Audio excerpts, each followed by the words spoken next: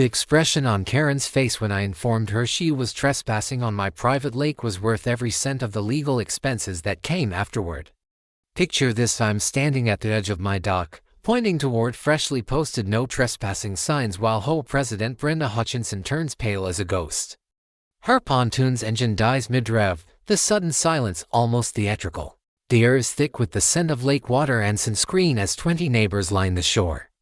Watching Brenda slowly realize she's been harassing the rightful owner of the property she thought she You trolled.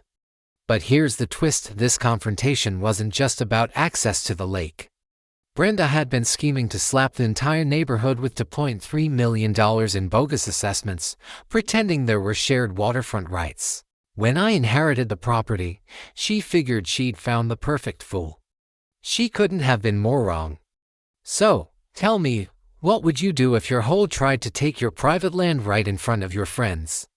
Drop your answer in the comments, and let me know where you're tuning in from. I bet your HOA has pulled some wild stunts too. Let me rewind a bit and explain how I ended up in the middle of the most calculated property scam I've ever encountered. My name's Marcus Thornfield, and 6 months ago, I was living a completely different life in Phoenix, recently divorced, burned out from my civil engineering job, and questioning every choice I'd made since college. Then came the phone call that flipped everything upside down. My grandfather, Ezra, had passed away, leaving me his entire lakefront estate in Millbrook, Wisconsin. Grandpa Ezra wasn't just another landowner, he was practically the unofficial mayor of Crystal Lake. He owned 847 acres, including 2.3 miles of untouched shoreline, and for 6 decades, he'd been the lake's guardian and local legend. Every summer he hosted free fish fries, taught kids to swim in his cove, and let neighbors borrow boats without ever asking. I spent my childhood summers there, dock boards creaking underfoot, pine trees swaying in the wind, and the smell of freshly caught fish as Uncle Jim cleaned his morning haul. The estate was something out of a postcard: a main house, guest cabins, a private boat launch, and even the crumbling ruins of an old 1890s mill Grandpa always swore he'd restore next summer.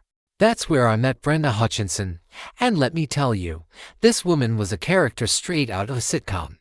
52 years old, self-appointed Millbrook Shores Community Standards Director, a title she literally invented.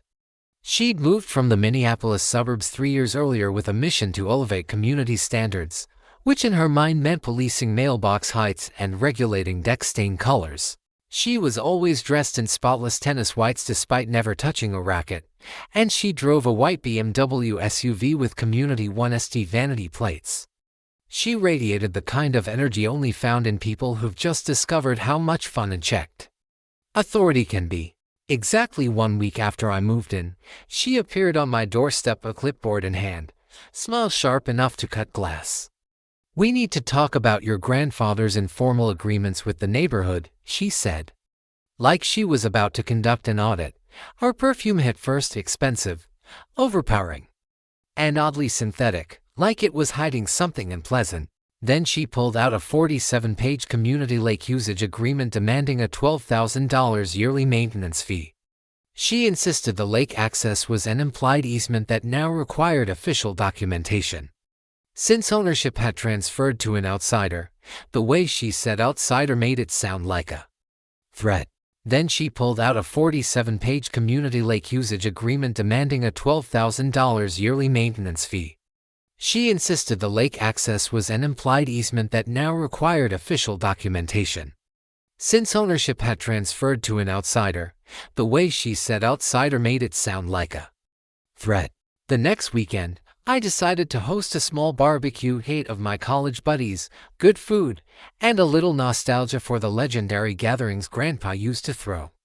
Everything was perfect until around 2 p.m., when Hurricane Brenda made landfall on my dock, waving laminated violation notices like they were search warrants. "Sir, this community has standards," she barked, demanding a guest list as if she were running airport security.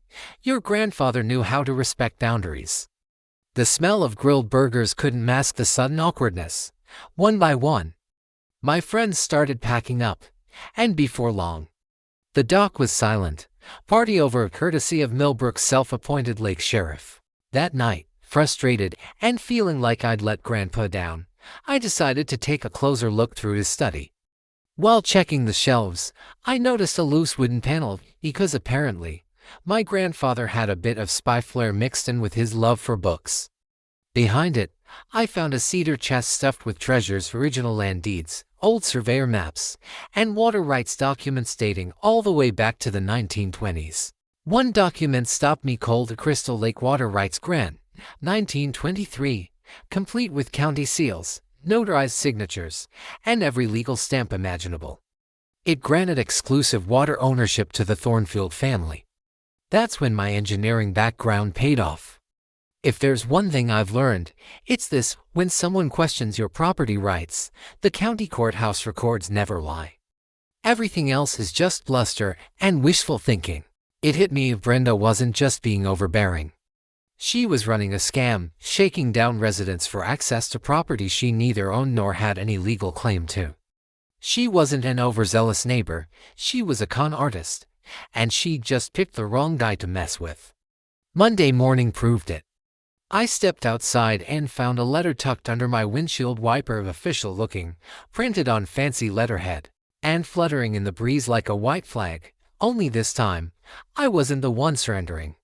The document claimed that the Millbrook Shores Homeowners Association held exclusive recreational rights to my waterfront, threatening me with $500 daily fines for unauthorized lake activity. It was signed by something called Community Legal Services. Even the paper reeked of desperation and freshly printed nonsense. But here's where the engineer in me came out: 10 minutes with that letter, and I could tell it was as fake as Brenda's authority. No legitimate law firm lists a P.O. box as its sole address, and Community Legal Services sounded more like a scam hotline than a real legal group. Still, her little stunt made me curious. What kind of story had she been feeding the neighbors? Time to do some field research. Mrs. Dorothy Kowalski, 78 years old, sharper than a tack, and a resident since the Carter administration. Over coffee strong enough to remove paint and the sweet smell of fresh cinnamon rolls, she told me. Your grandpa never charged a soul for that lake in 60 years. Then that woman shows up talking about management fees and community improvements. Next, I visited Jim Brennan, a retired teacher 3 houses down. That's when the real truth came out. Brenda had been collecting $200 a month from 23 families. That's nearly $5,000 every month for fake lake access fees.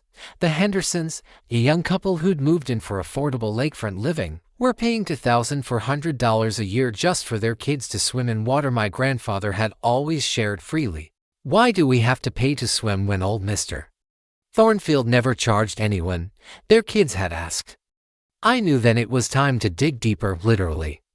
That evening, I drove to the county courthouse, where I met Sandra, a records clerk who knew property filings like I knew blueprints. The musty scent of old ledgers mixed with the hum of the copy machine as we combed through archives. And that's when the truth hit me square in the face. There was no legally registered HOA for Millbrook Shores. Not one document. Not one filing. Nothing. Absolutely no legal standing whatsoever. Discovery number 2. Brenda's property deed confirmed what I'd already suspected. She owned a standard residential lot, plain and simple, with 0 water rights. Her legal boundaries ended at her driveway and backyard. Discovery number 3. Grandpa's 1963 land survey clearly documented private ownership of the entire lake, right down to the waterline itself. I was feeling pretty satisfied with my findings when Thursday rolled around, and so did an unexpected knock at the door. Standing on my porch was Sheriff's Deputy Carson, looking uneasy.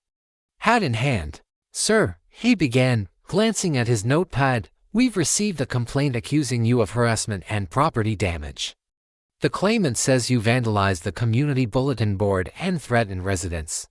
I couldn't help but laugh. "Deputy, the only thing I've wrecked is Brenda's illusion that she owns my lake. Want to see the actual property deeds?" A few minutes later, my kitchen table was covered in courthouse documents. Watching his eyebrows shoot up as he skimmed through them was priceless, like watching someone realize they were about to arrest a man for trespassing on his own land. "Well, "I'll be damned," he muttered. "She never mentioned you actually own the lake." We drove over to Brenda's house, where she stood in her driveway watering petunias, decked out in her usual tennis whites and smug grin. That smirk started melting faster than ice cream in August as the deputy began politely explaining Property Law 101. "Ma'am," he said carefully, "it seems there may be a misunderstanding about who owns what around here. There must be some mistake." Brenda stammered, the garden hose slapping against the concrete. The sharp scent of fertilizer and mulch filled the air, barely covering the panic radiating off her. "The community has always shared lake access," she protested. "You're absolutely right, Mrs. Hutchinson," I replied evenly. "My family has shared it willingly for generations. But charging money for property you don't own, that's not sharing. That's theft. Word of that." Encounter spread through Millbrook faster than gossip after Sunday service. Within 24 hours, 3 families stopped paying Brenda's so-called lake fees. The hardware store owner made sure every customer heard about the dispute, and Jim Brennan, bless him, even volunteered to help me research HOA laws. But Brenda wasn't finished. By Friday evening, another final notice appeared taped to my front door. This time, she claimed my grandfather had made a verbal agreement witnessed by community elders. She threatened to sue me for breach of covenant, which was impressive considering no such covenant existed. That's when it hit me, polite correction wasn't working. Brenda was doubling down on delusion, and I needed to prepare for whatever she had planned next. By Tuesday morning, her audacity had reached a level that was almost admirable. I found a bright, color-printed flyer in my mailbox announcing a community meeting scheduled for Thursday at 7 p.m. Waterfront access rights and safety concerns. The flyer proudly listed Brenda Hutchinson, President, Millbrook Shores HOA, complete with fabricated credentials that would make a used car salesman blush. And here's the funny part, 34 households got invitations. Mine just happened to get lost in the mail. That afternoon, Dorothy called me, voice dripping with disbelief. "That woman's been going door to door spinning some nonsense about you fencing off the lake," she said. "Telling folks you're some out-of-stater who doesn't understand local ways." Jim Brennan had even juicier news. Apparently, Brenda was telling new residents I planned to charge admission and ban children from swimming. The lies hit home when the Hendersons' little girl, maybe 8 years old, tugged at my sleeve in the grocery store and asked, "Mr. Marcus, are you really going to stop us from swimming?" My heart just about cracked in two. That's when I realized this wasn't just manipulation. It was psychological warfare, and Brenda was using the entire neighborhood, even the kids, as pawns. Time to gather my own intel. I drove to the Millbrook Township office to check into meeting permits. The clerk, a no-nonsense woman who'd clearly seen every scam in the book, listened patiently before shaking her head.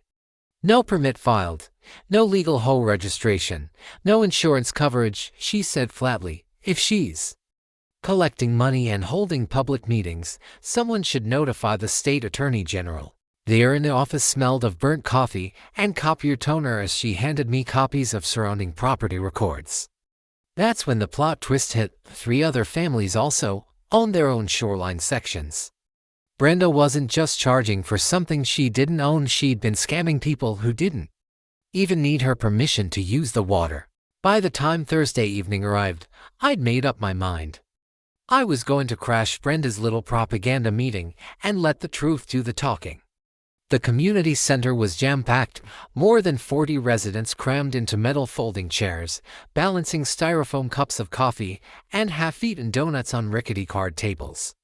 At the front stood Brenda, clicking through a PowerPoint presentation like she was the CEO of some lakeside corporation. The fluorescent lights buzzed overhead as the stale scent of burnt coffee mingled with a thick cloud of tension. Brenda's slides showed overcrowding on the lake, which everyone could clearly tell were just photos from my barbecue. Her voice carried that Fox authoritative tone as she warned about liability risks and declining property values. Without proper professional management, she declared gravely, we're one accident away from lawsuits that could bankrupt the entire community. I let her finish her 20-minute scare tactic presentation before standing up during the Q&A. Mrs. Hutchinson, I said, projecting my voice across the room. Fascinating presentation. Could you please clarify which legal authority gave you management rights over the lake? The room fell completely silent. You could have heard a mosquito sneeze. Brenda's complexion went from confident pink to ghost white to blotchy red in seconds. Well, your grandfather had certain verbal agreements and long-standing community traditions, she stammered. That's when I pulled out my folder of courthouse records and began passing copies down the front row. The soft rustle of paper spread through the crowd like autumn leaves in the wind. These, I said clearly, are the original 1923 Crystal Lake water rights grants. They cover the entire lake. 3 of you here also legally own your own shoreline sections. None of us ever granted any management authority to anyone. The murmurs started small, a whisper here, a gasp there, then rolled through the room like distant thunder. Residents began pulling up their property records on their phones, some probably seeing them for the first time ever. Brenda tried to recover. She claimed my documents were outdated, that modern community standards overrode historical deeds. Then she made her biggest mistake. She blurted out that she had already deposited $8,200 into a community lake maintenance fund. So, I asked sweetly, you've been collecting money for services on property you don't legally own or control. That was the breaking point. The Hendersons stood up first. Wait, we've been paying for what? Exactly. Then Jim Brennan chimed in. Brenda, you told us those payments were legally required.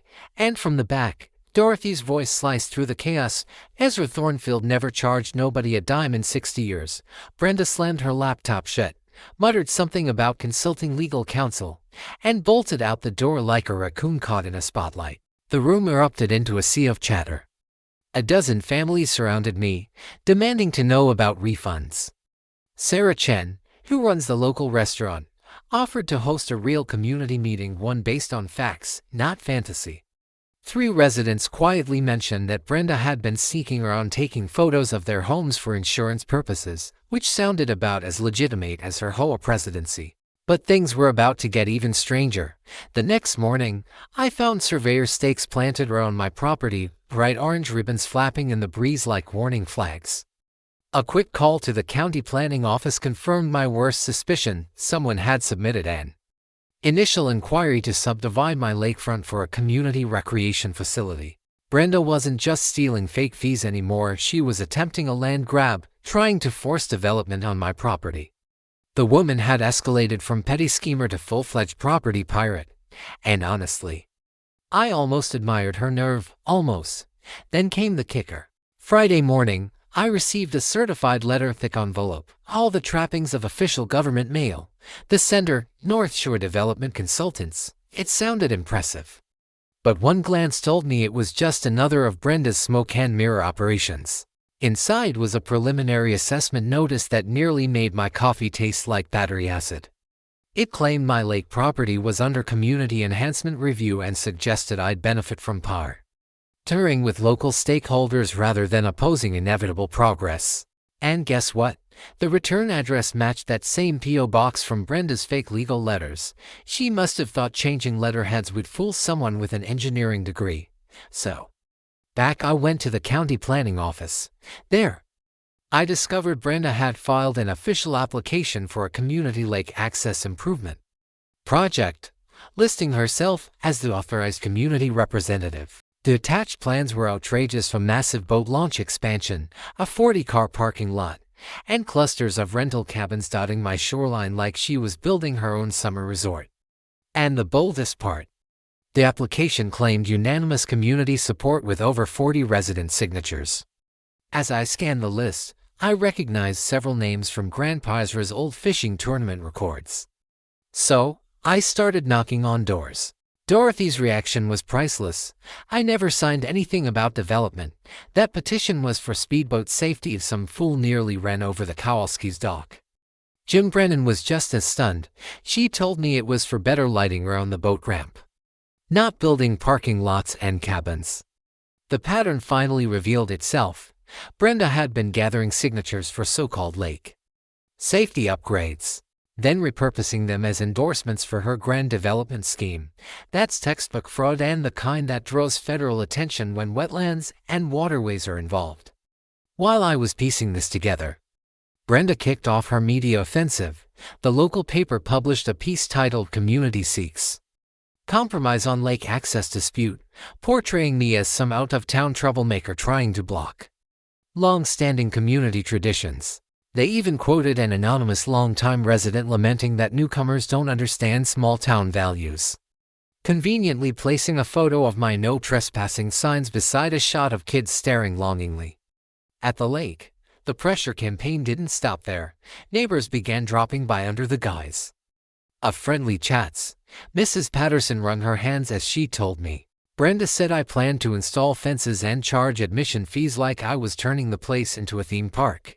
Then little Tommy Kowalski, Dorothy's grandson, came by asking if he could earn lake privileges by doing yard work. The smell of his grandma's cookies still on his clothes made that moment sting even more. Sarah Chen later mentioned an odd conversation where Brenda asked about summer tourism and whether her restaurant could handle increased visitors. That set off alarm bells. After some digging, I found out Brenda had been researching community-run recreation centers. One afternoon, I caught a glimpse inside her car and saw a notebook filled with profit projections: $50 per day for boat rentals, $25 swimming passes, $200 fishing licenses. She wasn't trying to protect the lake, she was trying to monetize it. It was time to bring in reinforcements. I contacted attorney Rebecca Storm out of Madison, an expert in property law and HOA fraud. Verdict was blunt: this is outright fraud, possibly a real estate conspiracy. Document everything, stay calm, and let her bury herself. She warned me that if Brenda's bogus development application advanced, it could spark an expensive legal battle even though the facts were firmly on my side. "She's gambling that you'll fold before the fight," Rebecca explained. "It's classic intimidation." The community was now fractured. Dorothy and the old-timers who'd known Grandpa's generosity stood with me. Brenda had her loyalists who bought her greedy outsider narrative. And then there were the fence-sitters' families who just wanted their kids to swim without the drama. Brenda, never one to back down, filed a complaint with the township accusing me of unsafe swimming conditions: no lifeguard, poor lighting, hazardous docks. Her heels clacked across the office floor like gunfire as she demanded an investigation. But I was starting to understand her pattern. Every lie demanded a bigger one. Every scheme needed a grander cover-up. Jim suggested we let her keep spinning her web. Dorothy's advice echoed what Grandpa used to say: the truth always surfaces when greed runs deep enough. So, I baited the hook. I casually told a few neighbors I might be open to reasonable lake access agreements. Within hours, Brenda caught wind of it, and I could almost see the dollar signs light up in her eyes. She thought she'd broken me, but she had no idea the real game was just beginning. That weekend, I finally decided to open Grandpa's old cedar chest properly. I'd avoided it for months, partly from grief, partly because the lock refused to budge. Sitting in his study, surrounded by the scent of aged leather and pipe smoke that lingered in the air, I recalled one of his favorite sayings: "Marcus, the most important secrets are usually hiding in plain sight." The combination wasn't random at all, it was my birthday. Of course it was. Sentimental old man. Inside, beneath the property deeds I'd already found, was a collection that made my engineer's heart hum: letters from the Wisconsin Department of Natural Resources spanning 1998 to 2019. All stamped with official seals, and then, tucked neatly at the bottom, the document that changed everything. Crystal Lake had officially been designated a critical watershed protection zone back in 1999, with my grandfather named as its legal steward. But here's the twist: for 2 decades, the state had been paying him $47,000 annually for conservation management. The deeper I dug, the better it got. In 2015, Grandpa had created the Crystal Lake Environmental Trust, naming me as the automatic beneficiary upon his passing. The trust held over $340,000 in accumulated conservation funds, along with ongoing yearly payments for ecological maintenance. My hands trembled as I flipped through EPA documents detailing how the lake supported endangered freshwater mussels and rare native trout. Under federal law, any construction within 500 feet of the shoreline required extensive environmental impact studies. Brenda's so-called development project would violate 3 separate environmental protection acts, each carrying penalties of up to $50,000 per day for unauthorized activity. But the sweetest irony was tucked inside the trust paperwork. As the legal steward, I was already obligated to maintain public access for recreation and education. Exactly what Brenda had been demanding. The difference, it was mandated by federal law. Free of charge, with no HOA, no management fees, and no scams attached. I called attorney Rebecca Storm right away. Even though it was late Saturday evening, after I read her the trust provisions, she laughed softly. "Your grandfather was a genius," she said. "This setup makes you legally bulletproof. Brenda's development plan will automatically trigger federal investigation once they realize she's trying to build on protected land." Rebecca explained further, collecting those fake fees while submitting false development claims turns this into wire fraud. She's not just a local scam artist anymore. She's committed federal crimes. The strategic advantage was staggering.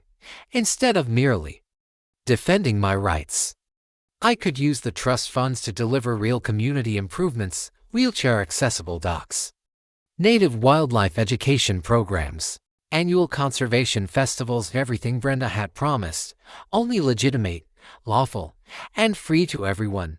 Let her file that development application, Rebecca advised. The federal agencies will uncover the fraud during their review. Meanwhile, you'll shift from being seen as the stubborn heir to the environmental guardian your grandfather intended. That Sunday night, I pored over Grandpa's meticulous notes. He'd outlined plans for accessible fishing piers, wildlife information signs, even summer workshops teaching kids about watershed protection. The man had been playing the long game, securing the lake's future decades in advance. By Monday morning, my plan was set. I wouldn't just expose Brenda's deception, I'd replace her entire operation with something genuine and beneficial. While she dug herself deeper, I'd build a legacy grounded in truth and community service. The irony was poetic. Brenda thought she was stealing lakefront property for profit. In reality, she was walking straight into a federal trap, while I used conservation money to provide everything she'd falsely promised, but legally, transparently, and for the public good. I missed Grandpa fiercely that day, yet sitting in his study, surrounded by documents that could blow this whole scheme wide open. I could almost feel him there, still guiding me. By Tuesday evening, I gathered my trusted circle around Grandpa's old kitchen table. The sunset cast a warm glow across the lake, and the air smelled faintly of Dorothy's fresh-baked snickerdoodles. My work council had assembled: Dorothy, Jim Brennan, Sarah Chen, and attorney Rebecca Storm, who'd driven up from Madison with a briefcase full of legal firepower. Rebecca spread a series of documents across the table like a general planning a campaign. "Folks," she began, her tone crisp and confident, "we're not just stopping a scammer here. We're turning Marcus into the community hero while Brenda accidentally incriminates herself under federal law." The plan was elegantly simple, the 3-pronged strategy that would dismantle Brenda's con and establish me as the rightful steward of Crystal Lake. Step 1: Environmental protection. Rebecca had already filed a formal notice with the EPA about unauthorized development in a federally protected watershed, a move that automatically triggered a federal investigation once they connect the dots on Brenda's forged signatures and fake funding sources. She said with a grin, "This becomes a criminal case." While the federal gears began to turn, I launched a new initiative funded by the trust: free environmental education programs open to the entire community. The timing and messaging couldn't have been more perfect. I was now honoring my grandfather's conservation legacy while ensuring the community had lawful access to the lake. Instead of resisting public expectations, I was surpassing them, legally and transparently. The first front of our plan focused on environmental stewardship. The second front targeted Brenda's systematic fraud. Jim and Dorothy transformed into my volunteer investigators, interviewing neighbors about how Brenda had gathered her so-called signatures. Wisconsin's one-party consent law worked in our favor, allowing them to legally record every conversation. Meanwhile, Sarah Chen kept meticulous notes detailing Brenda's talks about turning lake management into a money-making venture. Rebecca subpoenaed the records for Brenda's community maintenance bank account, and the results were explosive. The transfers crossed state lines, which elevated the case from simple local fraud to federal wire fraud territory. The third front of the plan focused on delivering what Brenda had only ever promised but couldn't provide.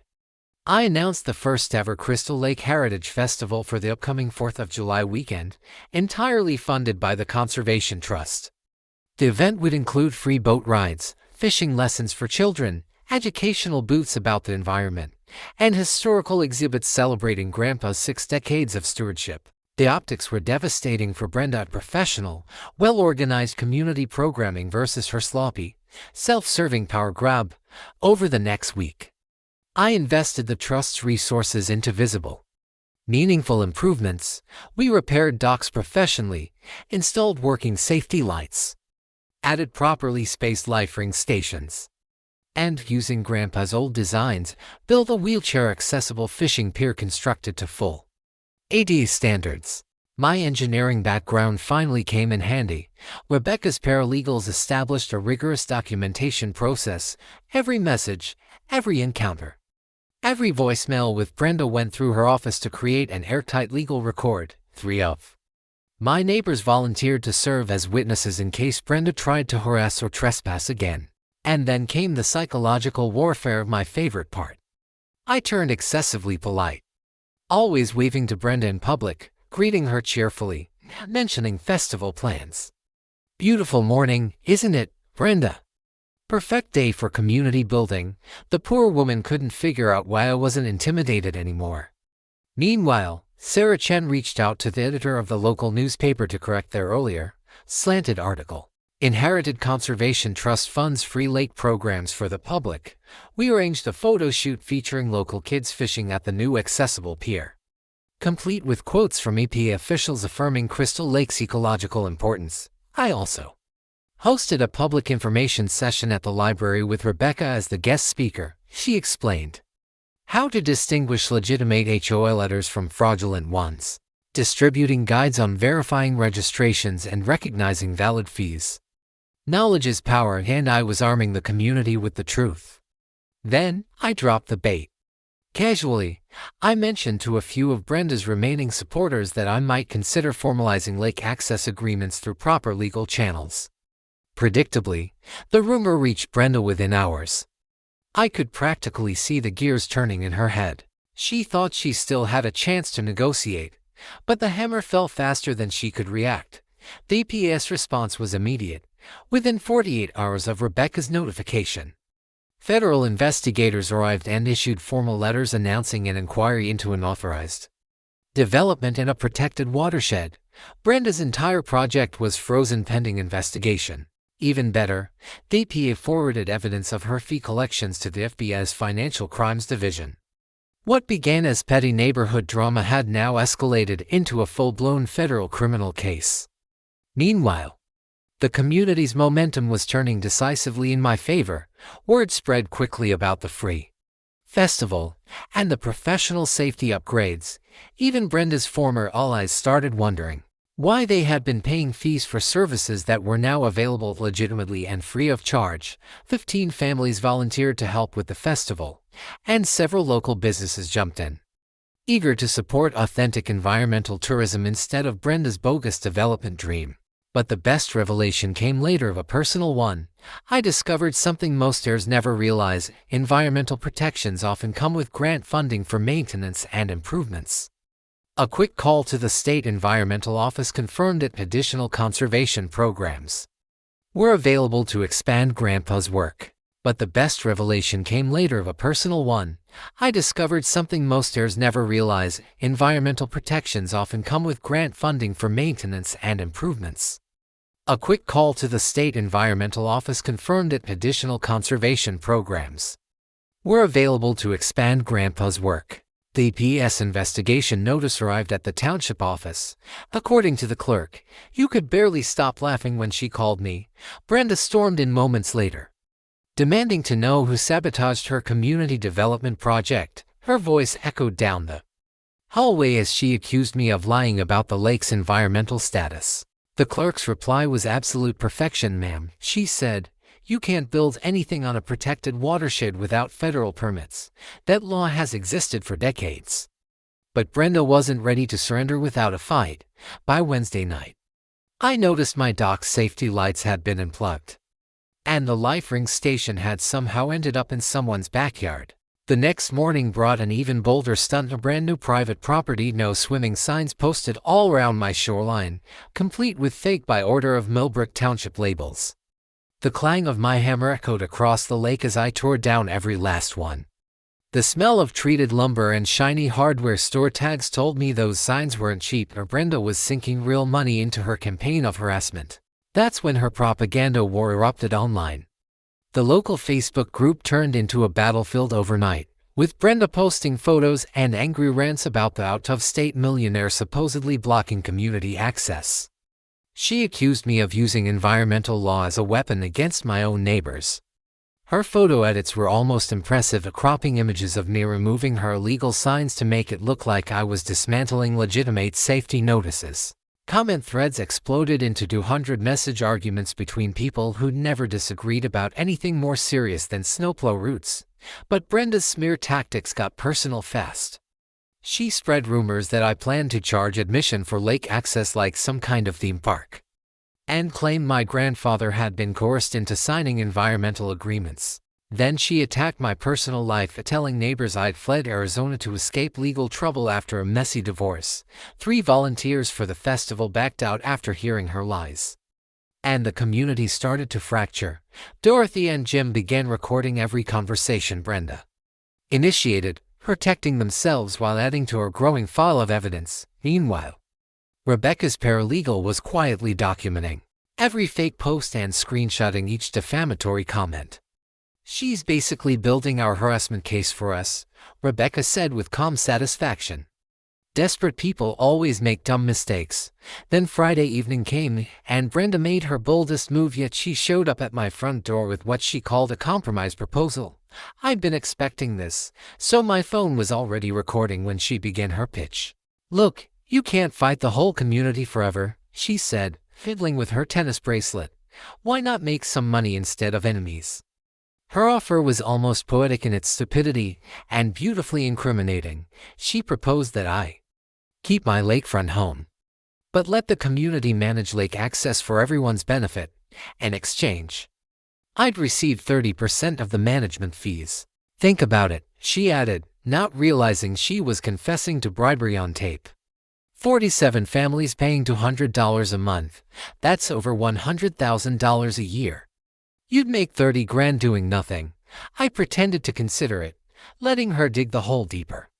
"The development proposal is just leverage," she admitted. "Once you sign, we'll pull it back." 20 minutes later, Brenda left feeling triumphant, completely unaware she'd just confessed to conspiracy, attempted bribery, and confirmed her development plans were fraudulent from the start. By the weekend, the federal investigation had kicked into high gear. EP agents arrived for a site inspection and immediately found Brenda's fake government signs scattered across my property. Rebecca explained that forging federal agency notices was a separate federal crime, on top of the environmental violations already in play. Monday morning brought another twist. FBI financial crimes agents requested records of Brenda's community fund because her electronic transactions crossed state lines. The wire fraud charges were now under full federal jurisdiction. The neighborhood was crumbling. Under the pressure, anonymous flyers appeared, accusing me of hiring federal agents to intimidate locals, which was both ridiculous and sad. Dorothy quickly organized a fact-based response outlining the real timeline of events, while local businesses began choosing sides depending on where their interests lay. The most heartbreaking part was hearing kids ask their parents why they couldn't swim in the lake anymore, all because of Brenda's fake warning signs. That's when I decided the gloves were off. Saturday morning, I found the newly built accessible fishing pier vandalized, handrails twisted, deck boards pried loose, and chains wrapped around the boat launch to block entry. The sheriff's deputy taking my report shook his head. "Mammoth's really lost it now," he muttered. "I installed trail cameras around the property, and they paid off almost immediately. Sunday evening footage showed Brenda herself tearing one off a tree, apparently unaware that multiple other cameras were recording her destroying evidence in a federal case. Obstruction of justice is a felony. After all, Brenda had officially escalated from local troublemaker to full-blown federal criminal. And she'd filmed the evidence for me. Then Monday morning brought her most absurd stunt yet, a certified letter from something called the Millbrook Community Legal Defense Fund. It accused me of exclusionary practices that supposedly violated civil rights and community standards. The letterhead looked like it came from a discount print shop, complete with clip art scales of justice. But the best part? She was soliciting $500 donations from neighbors to fund the lawsuit against the property monopolist. Apparently, that's me, the so-called property monopolist. The letter was signed by a self-proclaimed community legal advocate who, as Rebecca quickly confirmed through a bar association search, had about as much legal authority as my neighbor's golden retriever. Meanwhile, the FBI's Financial Crimes Unit was having a field day with Brenda's banking history. They uncovered $14,700 in her main community account collected from 47 families, plus a hidden second account titled Lake Development Reserve Fund containing another $8,200. Evidence of wire fraud was piling up faster than snow in a Wisconsin winter. Electronic transfers from residents in 3 different states, many of them seasonal snowbirds, unknowingly paying for services that never existed. Rebecca moved fast, filing a comprehensive civil lawsuit while federal investigators continued their probe. "We're not just going after damages," she explained. "This includes a class action component to recover every stolen dollar from the residents she defrauded." The environmental violations added serious leverage. Tampering with a protected watershed tends to get federal prosecutors immediate attention. And my trail cameras, they caught something incredible. Brenda and an unidentified man surveying my property lines at midnight, seeking around like amateur cat burglars. A background check revealed the man was an unlicensed development consultant with a history of land fraud operations across 3 states. The bigger picture snapped into focus. Brenda wasn't a lone opportunist. She was part of a coordinated network targeting inherited properties, especially those belonging to elderly owners or heirs unfamiliar with their legal protections. Then came her next desperate move. Brenda hosted an emergency community meeting at her house Tuesday night, complete with a printed agenda proposing a formal petition to the township for eminent domain action. Her intimidation tactics turned ruthless. She warned that any families refusing to support the plan might lose permanent access to the lake, and hinted that legal expenses would only be shared among those who stood with the community. Rebecca immediately alerted the township attorney, providing documentation of the unauthorized meeting and the fraudulent legal threats. The township's response was quick and unambiguous, an official statement confirming that no HOA was registered, no eminent domain petition existed, and that residents participating in false fee collection could face legal consequences. Meanwhile, my surveillance footage kept delivering evidence like Christmas morning gifts. Brenda was caught trespassing on other neighbors' properties, photographing, measuring, and mapping out multiple shoreline lots. She wasn't just after my inheritance anymore, she was scouting the entire neighborhood for her next victims. The FBI soon requested all the recordings as part of a growing investigation into what they now suspected was an interstate fraud ring. Brenda had unknowingly graduated from small-town scammer to potential federal fugitive. Then the regional newspaper broke the story headline, "Local Woman Accused of Lake Access Fraud." The article featured damning photos of her fake signs, forged documents, and unauthorized development plans. Public reaction was swift and brutal. 3 families immediately demanded refunds of their so-called community fees, while others began demanding answers about where their money had gone. By Wednesday evening, Brenda's composure finally cracked. She showed up at my doorstep, visibly shaken, tennis clothes wrinkled, hair disheveled, mascara streaked down her face. The scent of panic practically rolled off her as she launched into a teary confession. "I got in over my head," she sobbed. "I just wanted to help the community. It all got out of control. Then came the pivot. You're tearing this neighborhood apart," she snapped. "These are innocent families who trusted me. And then the veiled threat, her voice low, trembling but sharp. Some people are really angry about this federal stuff. I can't promise you'll be safe if you keep pushing. That was the final straw. I called the sheriff's department immediately, and Rebecca filed for a restraining order the same night. By morning, the sheriff had increased patrols around my property and briefed his deputies about the ongoing federal investigation. Law enforcement took Brenda's threats seriously, assigning security coverage for the July 4th festival. The irony was almost poetic. Her carefully constructed alliance began to disintegrate before my eyes. Even her most loyal followers started backing away as the legal risks became undeniable. Families who'd paid into her fake development fund realized their money might never come back, while former allies stopped returning her calls to avoid being dragged into her mess. The best moment came when neighbors began approaching me, some sheepishly apologizing, others asking how they could volunteer for the upcoming festival. The community was beginning to heal itself. Shifting its loyalty from deception to legitimacy, I announced that the festival would proceed exactly as planned, despite the recent tension, focusing on unity, education, and environmental stewardship. Every detail was handled professionally: law enforcement presence, event management, regional media coverage all finalized, and the final lure. I mentioned that the festival would include a special presentation about the lake's legal history and community rights. Brenda still believed this was just a personal property feud. She had no idea she was about to be exposed in front of federal agents, the media, and 200 community members who were finally ready to hear the truth. July 4th arrived in postcard perfection, crystal skies mirrored in the lake, the scent of grilled burgers floating through the morning air. By 10 o'clock, more than 200 residents and visitors filled the festival grounds.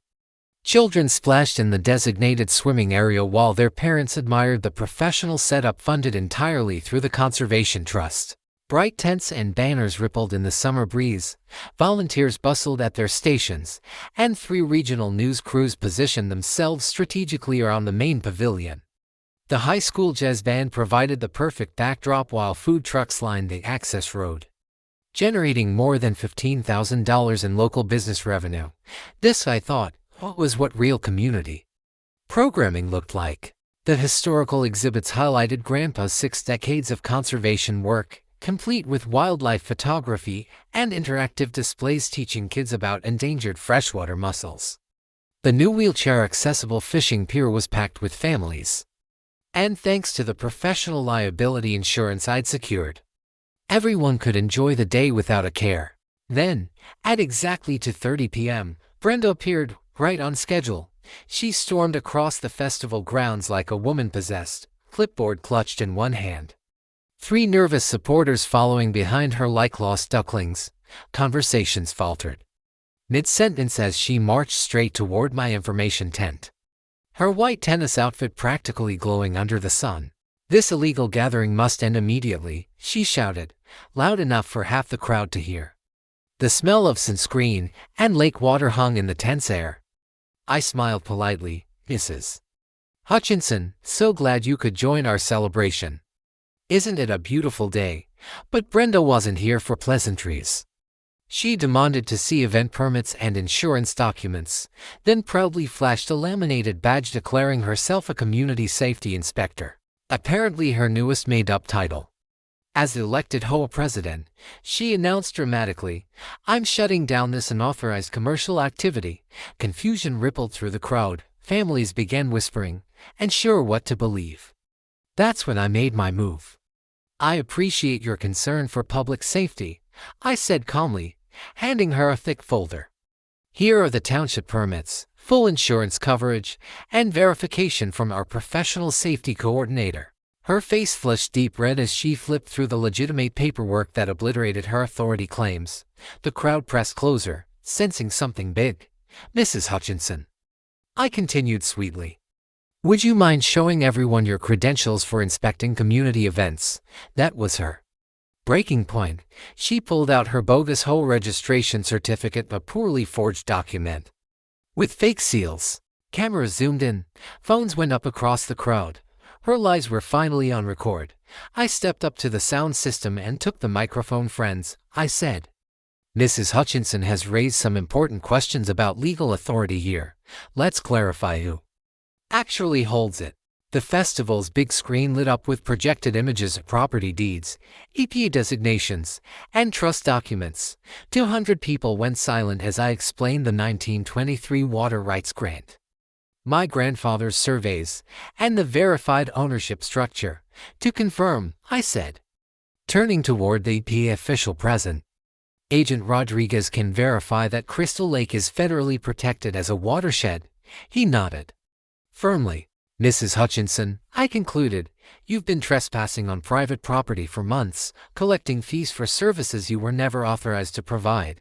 The crowd erupted into gasps, laughter, disbelief. The realization swept through like wildfire. They'd been watching a con artist get unmasked in real time. Brenda's composure unraveled. Her voice cracked as she screamed that I'd bribed federal agents and forged historical records. But it was too late. The cameras were rolling, the truth was public, and her empire of lies had finally collapsed. Watching her incriminate herself was almost poetic. I've been defending this community's rights for 3 years, she screamed. I collected over $23.00 in legitimate community fees for proper lake upkeep. That was the moment Deputy Sheriff Martinez stepped forward, timing flawless. Ma'am, the FBI has issued a warrant for your arrest on federal fraud charges, he announced. The sharp metallic snap of handcuffs cut through the stunned silence blanketing the festival grounds. The list of accusations followed: wire fraud, mail fraud, falsifying government documents, and obstructing a federal investigation. The scent of lake air mingled with anxious perspiration as Brenda's last few allies quietly retreated, as if afraid her crimes might be contagious. Regional news cameras caught every second of her public downfall in what was supposed to be a cheerful, family-oriented event. Children kept playing nearby, blissfully unaware of the drama and almost poetic symbol of how the community's spirit endured. But what I took the greatest pride in wasn't the rest, it was how we carried on. Instead of celebrating Brenda's downfall, I shifted everyone's focus back to what truly mattered. Let's remember why we're here: to honor this beautiful lake and the amazing community that protects it, I said into the microphone. I announced that the annual festival would continue indefinitely, now fully funded by the Conservation Trust, and welcomed even Brenda's former followers to join legitimate future programs. Within hours, #Crystal Lake Festival was trending regionally, praised as a story of unity and resilience triumphing over deceit. Local businesses recorded their best July 4th sales in years, and national fraud awareness sites soon picked up our story. Justice, I realized, isn't always about punishment, it's about rebuilding something stronger and more honest than what came before. A week later, the chaos had settled into a sense of quiet restoration. Brenda pleaded guilty to 3 felony counts of fraud, agreeing to repay $47,000 in restitution to avoid a lengthy federal trial. The community restitution meeting I hosted at the township hall was packed. Every defrauded family received full refunds plus interest, calculated from their first payment to her scam. Dorothy, wiping away tears as she accepted her $4,800 reimbursement, told me, "Your grandfather would be proud. You turned something ugly into something beautiful." Once federal agents finished processing the crime scene, property restoration began immediately. Damaged trails were repaired, the fishing pier was completed to proper safety standards, and the new security system allowed everyone to enjoy the lake without fear of vandalism. Rebecca's civil case concluded with a $75,000 settlement, a permanent restraining order against Brenda, and a public apology printed in the regional paper. Brenda lost her home to cover legal costs and restitution. Her husband filed for divorce, and her adult children severed contact after her humiliation went viral online. But what truly mattered was what came next. I founded the Crystal Lake Community Council, a legitimate governing body with elected representatives from local families. Our monthly watershed workshops became so popular they developed waiting lists. Kids' nature programs taught environmental awareness in the same swimming spots I'd loved as a child. The annual festival evolved into a major regional event, boosting local business revenues. Sarah Chen's restaurant alone saw a 25% rise in income during festival weekends.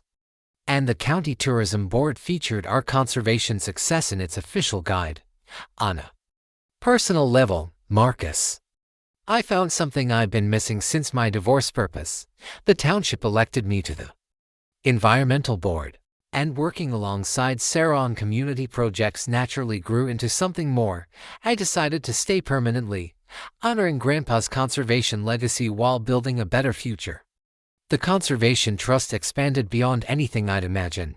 The University of Wisconsin established a research station at the lake to study trout population recovery, up 40% in the first year of proper ecological management. Dead zones were cleared, invasive species removed, and native plants restored through science-driven rehabilitation efforts. What began as a fight against corruption had evolved into a lasting legacy of restoration, community, and purpose. Wisconsin's Attorney General's office now references our case as a teaching example for whole fraud prevention, inspired by our experience. The state legislature passed the Community Conservation Protection Act, strengthening oversight on whole formation and safeguarding inherited conservation lands from commercial exploitation. Our efforts eventually gained federal recognition when Crystal Lake was highlighted as a national model for community-driven watershed preservation. Environmental success stories featured our project in a PBS documentary.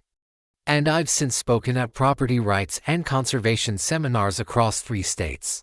But the achievement I treasure most is seeing the community thrive again. Today, over 30 families actively participate in lake maintenance and ecological restoration. Dorothy took on the role of volunteer historian, preserving the lake's long-standing conservation legacy for future generations. The local high school's environmental club now monitors water quality each year, and students earn scholarships through the Ezra Thornfield Environmental Fund I established. This year's festival drew more than 500 visitors, raising $12,000 to support regional watershed programs. Local kids proudly call Crystal Lake the best lake ever during their summer programs, and honestly, hearing that means more to me than any courtroom victory ever could. Looking ahead, the Conservation Trust has secured funding to acquire additional threatened watershed areas. 3 neighboring counties have reached out about replicating our conservation model. Of course, we're also facing new challenges. A major casino developer has its eyes on nearby land, but that's a story for another time. As Grandpa always reminded me, the lake doesn't belong to any one person, we're all just temporary caretakers. Dorothy's words proved true as well. Sometimes it takes a crisis to remind people what community really means, and Sarah's advice has become my guiding philosophy. The best revenge against fraud is creating something honest and beautiful. The greatest irony, Brenda tried to profit by stealing lakefront property, but her greed ended up triggering federal protection that made the land more valuable and more secure than ever. Her schemes unraveled a broader fraud network preying on rural communities, leading to multiple prosecutions across 3 states. Justice, it seems, has a poetic sense of humor. Speaking of justice, what's the wildest thing your HOA has ever tried to pull? Drop your stories in the comments below. I'm sure some could make Brenda seem tame by comparison. And if you love seeing karma catch up to scammers, make sure to hit that subscribe button, smash the like, and ring the bell so you don't miss the next HOA showdown. The strongest defense against property fraud is knowledge. Always verify claims, know your rights, and support transparent, legally registered community organizations. That's it for today's episode of HOA Stories. If you enjoyed watching justice served with a dose of irony, leave a comment, share your experience, and stay tuned for the next unbelievable HOA meltdown coming soon.